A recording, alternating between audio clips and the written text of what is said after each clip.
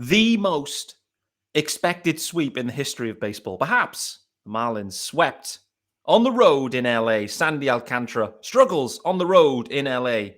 Tell me if you've heard that story before. We're going to dig into all of the action against the Dodgers, plus week 2 of Shaun's stats on today's Locked On Marlins. You are Locked On Marlins, your daily podcast on the Miami Marlins. Part of the Locked On Podcast Network, your team every day.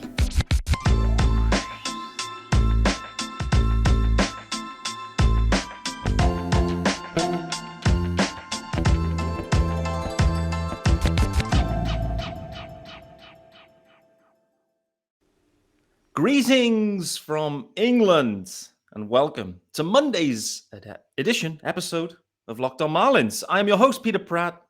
It's Miami Marlins _UK. Don't forget the underscore. No TikToks, no Instas. Subscribe to the pod, subscribe to the YouTube channel. It's the Monday episode. And of course, the UK GOAT is in the house. Shaun Barrett, how are we doing, brother? I'm doing well, Pete. These weekend sweeps aren't doing me any good, especially with Sandy. Poor start as well, maybe his worst one in many years. So a rough weekend for baseball, but I'm doing well regardless. Good man. As a fellow UK fan, how difficult is it to consume West Coast baseball? It's nigh on impossible, isn't it? It is. It's difficult. I know there are some UK baseball fans that follow West Coast teams, and they are insane. I don't know how they do it. It's a mental approach to watching sports, but they do well with it. It is. It's tough, mate, because all I get is my East Coast crew. Shout out to the East Coast crew tuning in. Most of the people listen to the show are on the East Coast, and they're complaining about West Coast baseball. So imagine us 5 hours ahead of you guys. So it's tough. West Coast is tough, and it continues. We're into Oakland now for a 3-gamer as well. But let's start with the Dodgers series, mate. And we'll follow the same pathway now. We're into our groove now with these Monday episodes. We're going to kind of look back and give our main takeaway or takeaways from the weekend series. And then we'll get into some Shaun's stats. I know you've got a good amount of those queued up as well. So I thought it was a lot of fun last week getting into that. It's going to be a regular segment now. Really enjoy doing that. So, Shaun, let's kick things off. Main takeaways from this Dodger series. And I'll let you take that. Then I'll kind of bring us up to speed with some of the things that happened too, like in terms of the roster moves, because there was a lot of them that were going on. So that's the kind of backdrop here. But I'll throw it to you, and then we'll go from there. I mean, as far as the Dodgers, they're the best team in baseball, arguably. They are a completely different watching experience from watching the Marlins. And I want to try and look at some of the stats behind, how good they are, because they roughed up Sandy pretty handedly, and it was just a conveyor belt of hitting again and again and again. There seemed to be no weak spots there. One of the stats that did shine out to me, or two of the stats that shined out to me, was that they have the lowest O-swing percentage in the league. So they're not swinging at pitches outside the zone. The Marlins, they're 4th worst in the league. So low and away for the Marlins, yeah, perhaps? Exactly. Polar opposites for two teams. Yeah. And also, the Dodgers have the highest hard hit percentage in the league. So, they're, when they are making contact with swings in the zone, they are making hard contact. And that's kind of what we saw for the whole of the series, was just a team that were a professional baseball team, a real good unit of consistently good at bats. And it's just something as a Marlins fan we're just not used to seeing. Specifically from our team anyway. So it was a real litmus test of this is what a championship team looks like. And it's a shame, because you can almost look at it and go, this is how far away the Marlins are offensively to getting to that position. That is correct. That is, I had multiple takeaways from this series, albeit I didn't watch any of the action from game 1 or game 2 live at all, so we got to call that a little bit on replay. But so I haven't had as much eyeballs on this series for the obvious time zone problems we face. Nevertheless, I do have some takeaways, and the first one is just the sheer difference. The sheer difference in the Dodgers and the Marlins offensively. For obvious reasons, the Dodgers have, they've built their club, they've made some great trades, they're paying the dough. Then their strategy is completely different to the Marlins. We know that.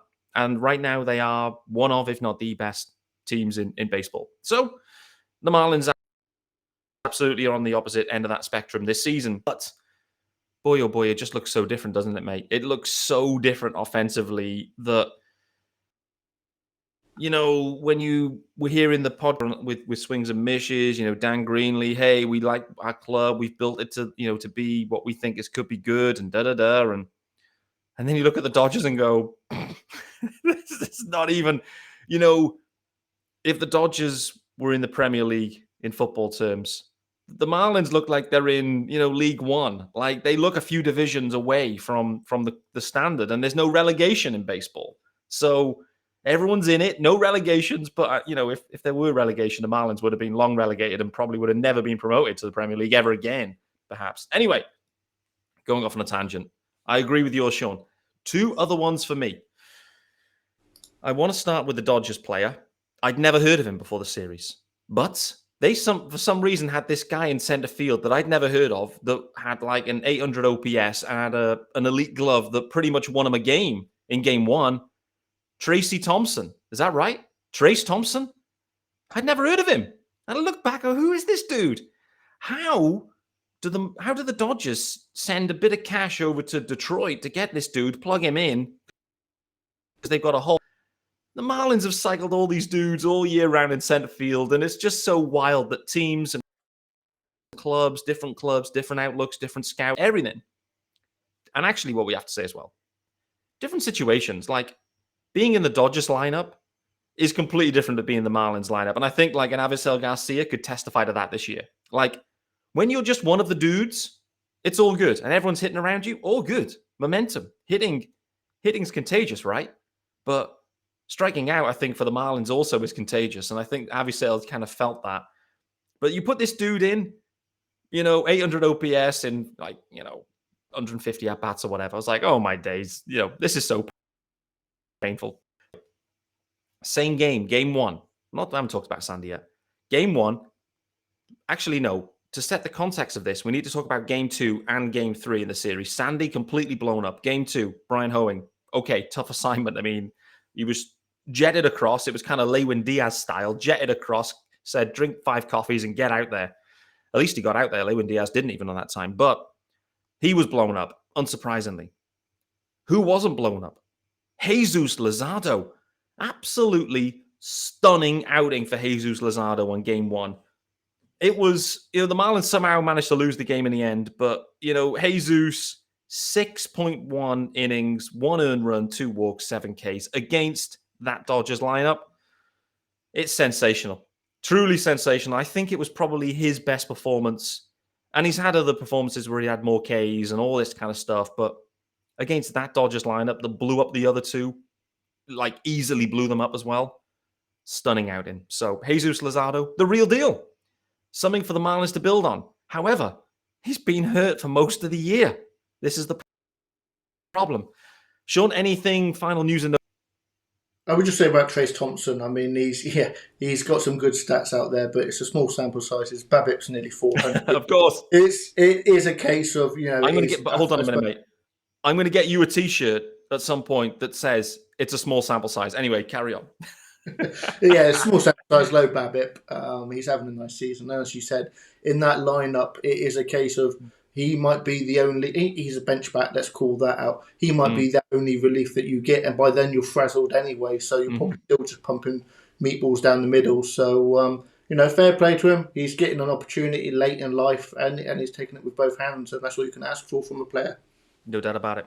We can't not talk about Sandy Alcantara, mate, because it was a big test for him. We all knew the history. He's been blown up in Dodger Stadium multiple times historically. Last year was the worst of them. He's in this Cy Young. He's leading the race right now in everyone's eyes, in my opinion. He's a good couple of WAR ahead of any other pitcher knocking around. So he's significantly better.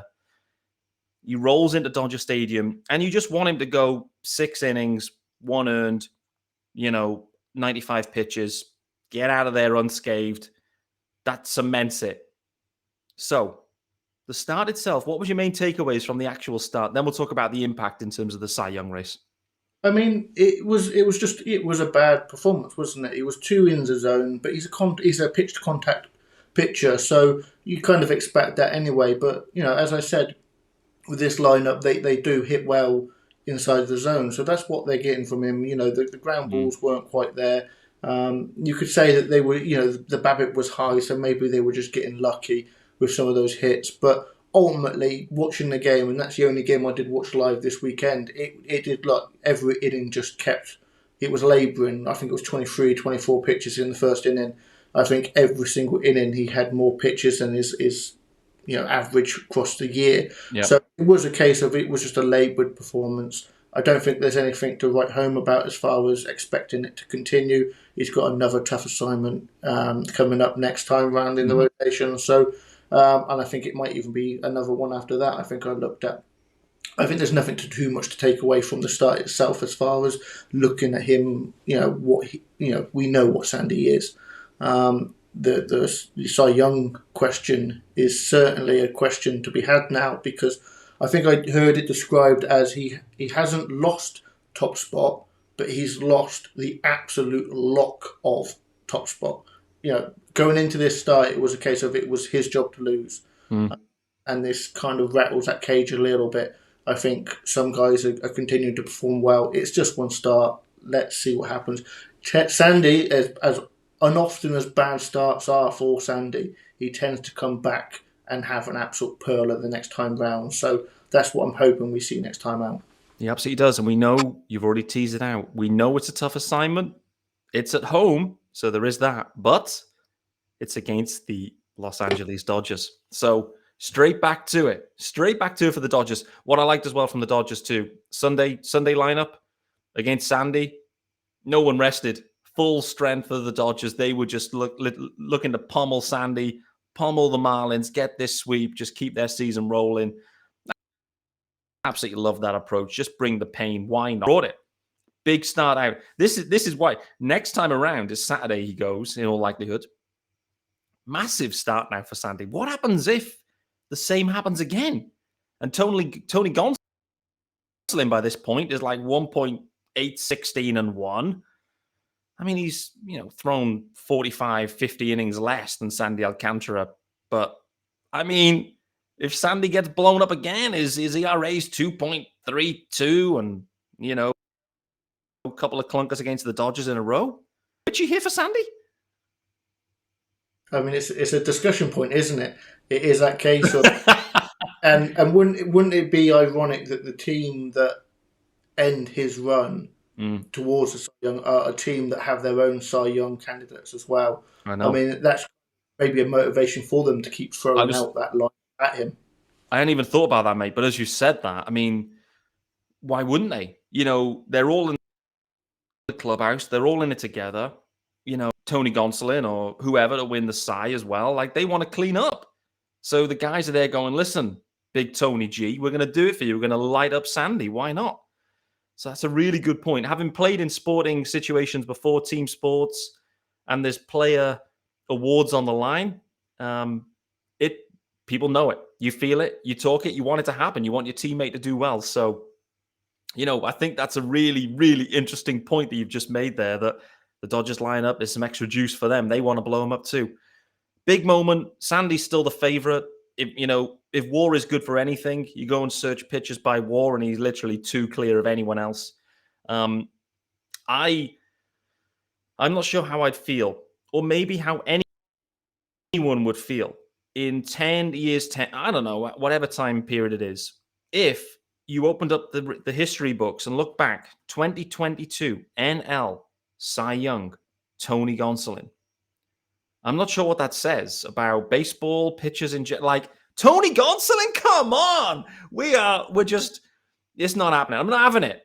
I'm not having Tony Gonsolin. Not a chance. I don't care. He's won 15 games and his ERA's whatever. It doesn't matter. The eyeballs say to me, he's bang average. Bang average. So not anyway. Let's get the ad done and let's get into these stats, mate. Hopefully, there's no Tony Gonsolin stats, and hopefully, he's not listening either. But guys. It's Monday, and our good friends at BetOnline, baby. BetOnline.net. It's the fastest and easiest way to check in on all your betting needs. You can find all your favorite sports and events. Number one online source for odds, lines, and games.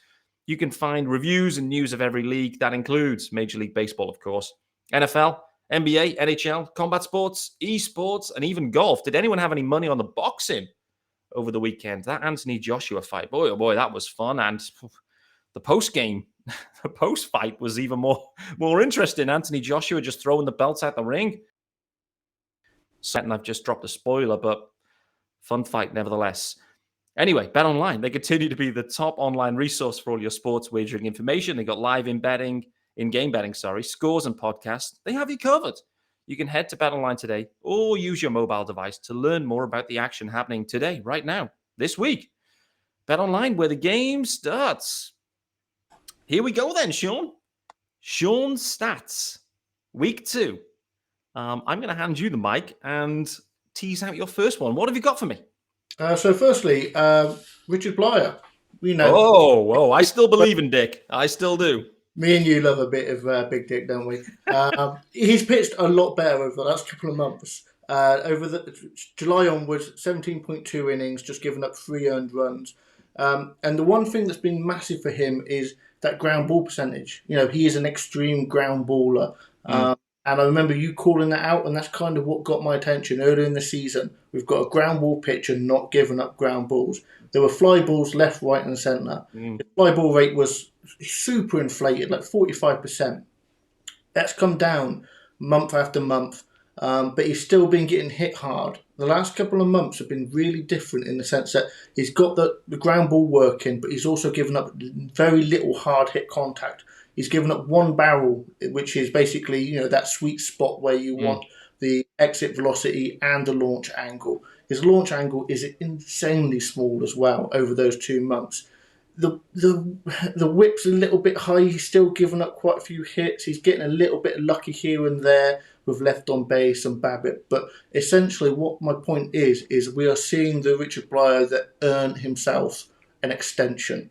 And I feel like we can go into next year. If he continues pitching the way he's pitching, we can go into next season feeling good about that contract rather than saying, as we were a couple of months ago, here's an albatross of a contract. It's only a couple of million here or there, but for a Marlins reliever, that's a lot of money to give up. Second one, and it's a guy we've already mentioned, is Luzardo. Since his return, he's had 4 starts. He's absolutely on fire. So 23.1 innings. He's given up 7 earned runs for a 2.70 ERA, a sub-1 whip, a 9K per 9, a below 2 walk per 9, a super magic 4.8 walk to K rate, or K to walk rate, which is very, very high. It's not quite DeGrom era because DeGrom's numbers are just absolutely insane. But he's pitched really well. And I wanted to look into it because normally I just look into it and go, oh, it's BABIP or it's left on base percentage. There's some luck involved. But actually there's a tonal difference between the starts to begin the season and the last starts since his return. So there's been a pitching change. So he's gone from using his changeup 15% of the time before the injury now to 32% of the time. Usage is massive, especially when it's his best pitch. When you look at weighted on base averages, it's his best pitch. He stopped throwing his 4-seam so much, halved it from 30 to 15, and increased the use of his sinker, which is not quite as good as his changeup. It is better than his 4-seamer. And he's also using his curveball a little bit less, which is a little bit weird, but I think it is a case of he has changed the way he's pitching. He's using the better pitches he's got. And we talk all the time about Mel Stottlemyre and how good he is at getting guys to use their changeup, improve their changeup. He's now using it twice as much as he did before his injury. And that is, in my opinion, the main difference between the lack of success he is having at the beginning of the season and the whirlwind of talent that we see right now. Marlins pitchers with elite changeups, a story as old as time. It's funny that it's taken it this long, to be honest with you, with Luzardo. But finally, the changeup comes. It's the key. Let's look back to Trevor Rogers last year. His changeup was absolutely elite. Saying that without any numbers backing it up. But I think back to last year, it was the fastball, working off the fastball for Trevor. I don't know why I'm talking about Trevor now, but I do want to actually mention him. But fastball, insane changeup. That was the combo. Few other bits in there. Luzardo feels like it's a similar pattern. He's got a few more pitches than Trevor does. But, I mean, we have to call this out.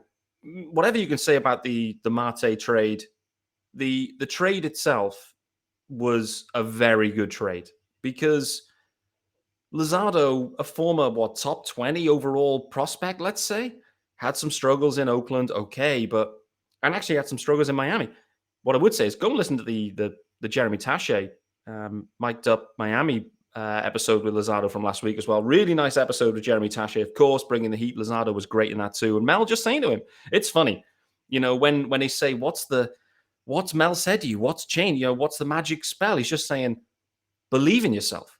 Believe in your stuff. It's as simple as that. And it's a mental. Sometimes you're lost in your own head trying to do too much. Get out there and throw your best pitches. Good chance they're going to work. So absolutely love that from Luzardo. He has been great. And like I said, this weekend in particular, because you got the two guys blown up around him and he goes out there and twirls another gem and he's just thrown gem after gem, it seems, since he's been back, which is great. For me, Luzardo, you can kind of lock him in, number 2, 3 in the rotation, depends where they want to, throw the lefty, I guess. So it's been a real nice ascension for him for the Marlins, though, right? Absolutely. And as you said, he could be a number 2 and he could potentially be the Marlins number 2 next year. Yeah. But what they did with Pablo, and obviously coming into the season, we expected more from Rogers and he struggled. So, the Marlins could genuinely be looking at him as a number 2 next year. And current results right now, I trust him implicitly.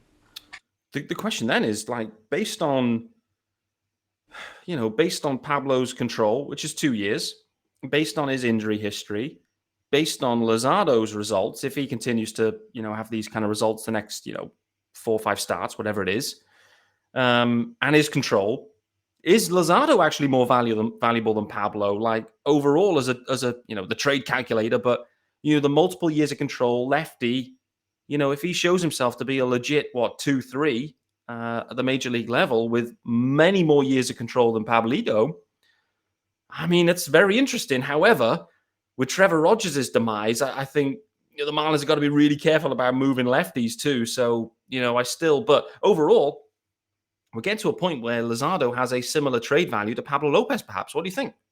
I think he's where Pablo was a couple of years ago. Yeah, that's a good point. Still not seen Luzardo go over 100 innings in a year. And so I think there's still that case. But you're right to point out the lefty. Having a talented lefty like he is a massive thing for a team. And I think, as you said, with the control and with his age, I think realistically the Marlins would do well to keep him for the next couple of years and develop him and see to where he becomes. I mean, Pablo has stepped on and gone on to more innings, but we're seeing now the last couple of starts where he's starting to slow down a little bit and the arm might be tiring a bit more. Yeah. I'm really worried about the end of this season, what his numbers are going to look like if he continues to struggle, especially if you want him to be that trade asset into the off-season.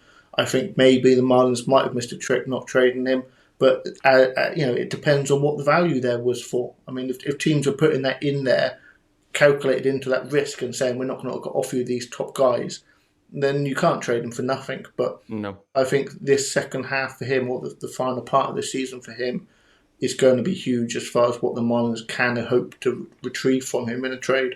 Agreed. It's a really tough stretch for all these Marlins pitchers in all different ways.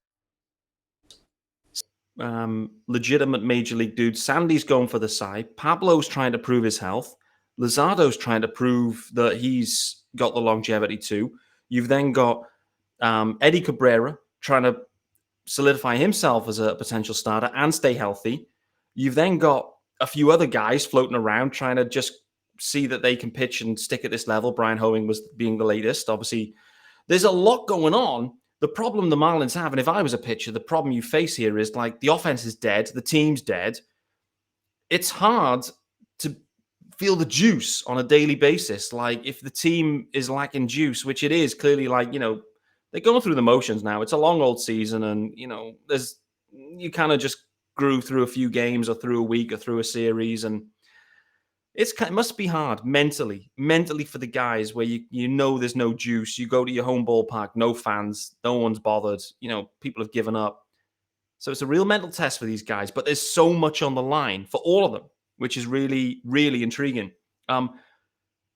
I want to come back to Bleier because I wanted to just briefly talk about another lefty that I don't think we'll see for the rest of this year now. Braxton Garrett going on to the IL. The 15-day, so not the 60 or anything, but with an oblique strain, which says to me that's probably season over in the fact that it's 2 weeks on the IL. Then you're in rehab. Then you're working yourself back, blah, blah, blah. Like obliques and pitchers, to me, doesn't sound that likely. So I'm going to say Braxton, we don't see him again this year. But overall, Braxton Garrett, one of the biggest and nicest surprises in 2022, right? Absolutely. No, he pitched fantastically. We've had seasons where we've needed these guys to come up and throw quality innings. I'm thinking about last year when we had that 3-ace situation. And Eric came in and he's pitched really, really well. The numbers, look good. The K per 9 are good. The walk per 9 are good. There's no real luck there as well. The ERA and the FIP look very similar. So it is a case of he's in those limited games, 13 starts, he's pitched really well for the Marlins. Thankfully, it's just an oblique. There's no arm injury there. There's nothing that's going to roll into next season. Main concern is he didn't quite get to 100 innings this year. So next year, in a fully healthy year, are we going to see 125, 150? Maybe. But he'll come back, either late September, but why rush him? Or next year, genuinely going out there trying to earn a rotation spot. And I think he's done everything he needed to do this year to give himself that opportunity next year. Yeah, there's going to be so many arms battling out for this back end of the rotation. Braxton Garrett's in the mix. I mean, who knows where Eliezer's at, for example? Like, he'll be thinking about it. Trevor Rogers, again, I want to talk about Trevor in a sec. Cabrera, Eder will be back, and a little bit maybe further away, let's say, but there's just a ton of guys knocking around looking for that kind of 4-5 spots, and Brax has done everything right. When I looked at his game logs at one point, he did have a real nice stretch of like the actual teams he faced, where there was a nice run where it was like the Nats, Rockies, couple of Pirates, couple of Reds, Phillies, but he finished strong against the Braves. So I think he's had a great year, better than we expected.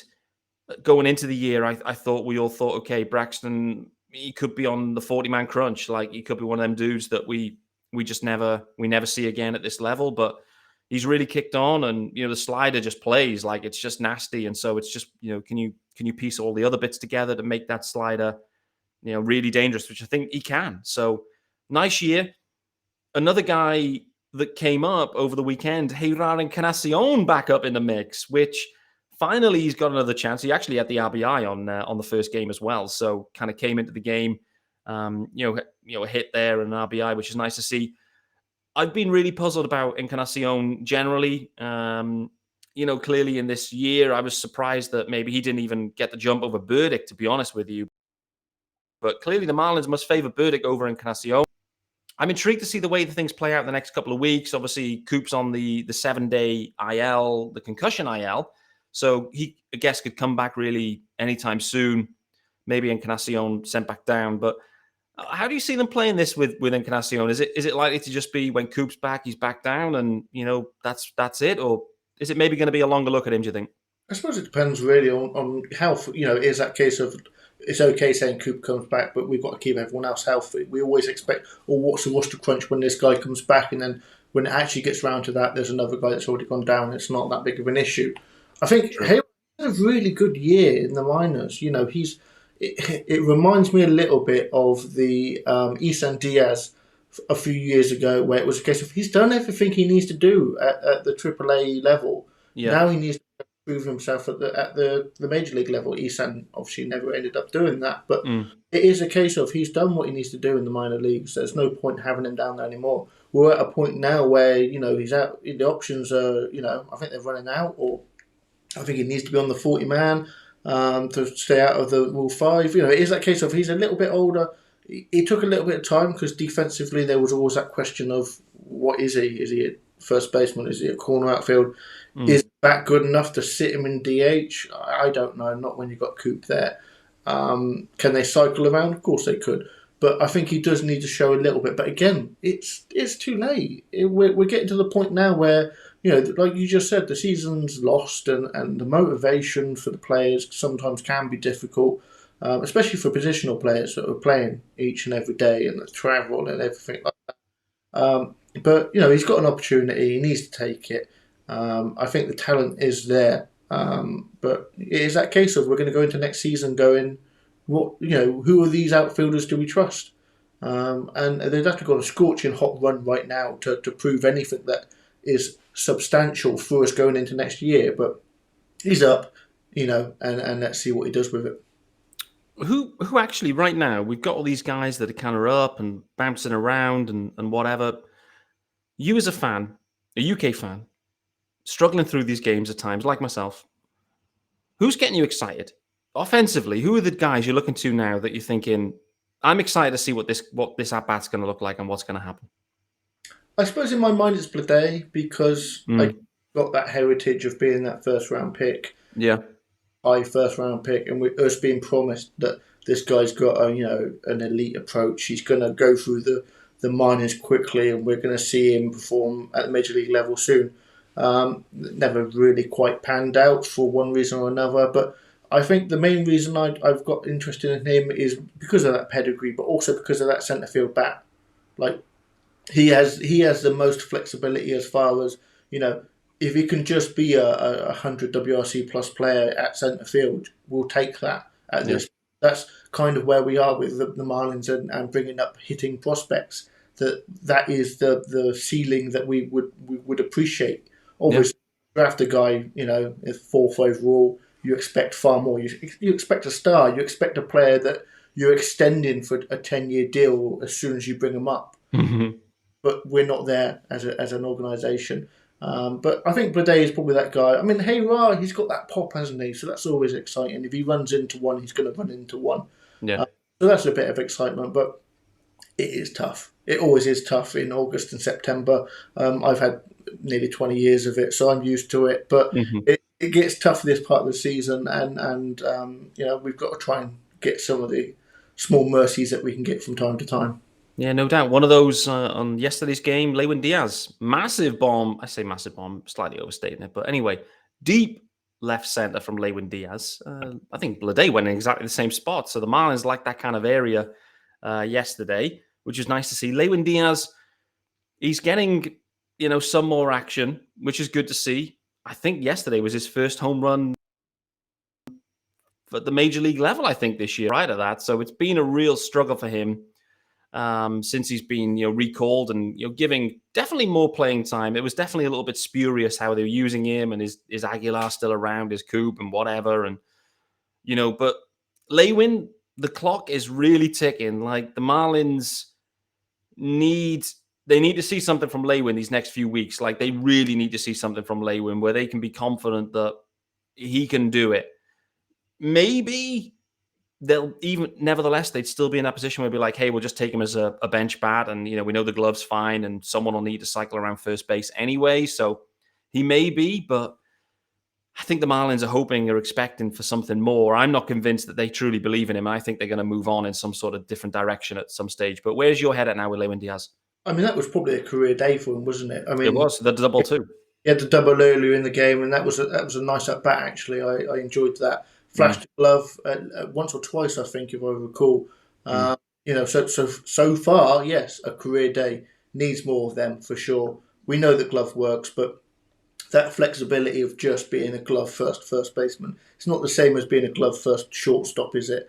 You're still tying your hands with a roster setup, especially now when you want to carry 13 pitchers. You've only got those 4 bench bats. A bench first baseman only is always a difficult, especially if the bat's not elite, is always a question mark. But he had a good game. I mean, some of the numbers you look at, the K rate's only 25%. Only is high, but this is the Marlins. It's not that high. The BABIP's low, so he's been unlucky. But he's shifted heavily, isn't he? Like when I think of a Lewin Diaz out, it's often heavy shift, way past the first base bag. The guy almost in right field, fielding balls to Lewin Diaz. Like he's really being hurt with that kind of the overshift there for sure. And this is the last year with the shift. I know there's discussion points of moving that shift. I mean, Will that be too late for him? Potentially. But it is that case of, he's a guy, as a lefty that struggles with that shift. And as a result, if you're going to be pull happy as a lefty, then you're always going to be BABIP hit. But I think he's got that pop. I think he's got that ability. The glove's there. He'll have a major league career for the rest of his career because that glove's there. And I think he just needs to slowly but surely get better with that bat. No doubt. Bold prediction time from me. Monday, the 22nd of August. I'm putting it out there on the record right now. Lewin Diaz in 2023 is the Pirates representative as the All-Star. That's what I'm saying. He's a Pirate All-Star in 23. Mainly because Brian Reynolds isn't there anymore. Because he may be somewhere else. But I'm going to say Lewin Diaz makes the All-Star roster as a Pirate in 23. There you go. And this is the funny thing, Shaun. We're talking about, can we have a glove first baseman? It's lunacy. You can't have, this is so silly, right? The Marlins need so much production there. To your point, even Miggy Rowe at shortstop, we're looking around going, you can't even have a glove first shortstop anymore. Like, you just can't. These teams, the Dodgers doing what they're doing, the Braves doing what they're doing, the Mets doing what they're doing. They've got no glove first shortstops. They've just got absolute studs in that spot. And the same at first base. It's insane. So, the Marlins are so far away from these clubs right now. There's so much to do. And it gets a bit disheartening as a fan, really, when you've got the front office in disarray where Jeter's gone, Dembo's gone, others are going. I guess Donnie's probably going to be gone. The roster, the offense has been historically bad.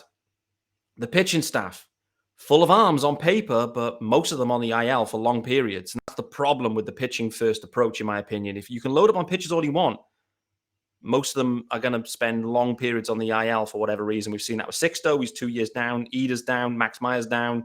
Cabrera's missed tons of time. Braxton Garrett's just gone to the IL now. It just goes on and on and on and on. And the problem is you then try to flip them for bats. Well, the problem is, the health knock will then remain. Teams aren't going to give you their stud hitters to play every day for a coin flip. Is he healthy? Is he not? Maybe he can pitch 100 innings or not. That's just not going to swing it. And that's the problem the Marlins are facing, is too many pitchers getting hurt. Pitchers get hurt in general, but it's a tough one. It's a tough strategy. And for us as fans, it's hard to understand where we're at right now, to be honest with you. In general, like, I don't know the structure. I don't know. It's funny. I've already recorded Tuesday's episode, and one of the points that came up from that was, who do I even complain to? I don't even know who I can shout at anymore. So, it's that kind of vibe. But anyway, Shaun, last final piece is, we've got a series against the A's now, mate. So, 2 minutes, quick rundown from you. What are you hoping or expecting from this from a Marlins perspective? Hoping for? I guess it is that case of you hope that we have these, offensive flourishes from guys like Lewin Diaz and Bleier and Burdick and those guys that we're hoping to see something from. I keep beating down the idea of we're not going to see enough to know what we've got next year, but I'd rather have a guy hitting, 260, 270 with a couple of home runs rather than hitting below the Mendoza line like they are at the moment, to have a little bit of faith that we know what, it is that case of they can't hit enough to prove that they deserve a spot in the lineup next year, but they certainly hit low enough to prove that they don't. So I think there is that balancing act of hoping to get some offense. And it is a case at this point, it's highlights, isn't it? That's the only thing you can really hope for, is just some highlights to get us excited, a reason to watch the games, specifically live and specifically when they're West Coast. It is that case of these are the dog days of summer. But baseball will be over in a couple of months. And I will miss it when it's gone. So as bad as it is at the moment, it is a case of I will continue to watch avidly, because when it's gone, I will miss it. Me too. Completely agree on that. We should embrace the small wins, the game within the game. I think I put it today on Twitter. Like, we're into that, where if they score less than 4 runs, it is what it is. But if 2 of those came from a 2-run homer from Lewin and then another one from a Bleier homer, and Eddie Cabrera pitches a gem or Luzardo pitches a gem. They're small wins. They're games within the game. Who is going to be part of this organization in 2023? They're the questions we're trying to ask and answer right now, and they are not easy to answer. With that being said, that's Monday's episode of Locked On Marlins in the books. 40 minutes of fire from the UK GOATs, of course. Shaun Barrett, as always, on a Monday. Me, Peter Pratt. I am back tomorrow. Brendan Tobin is in the house for Tuesday's episode, so stay tuned for that one. We'll see if there's any victory Slim Jims being cracked after Game 1 against the Oakland A's. Back tomorrow, guys.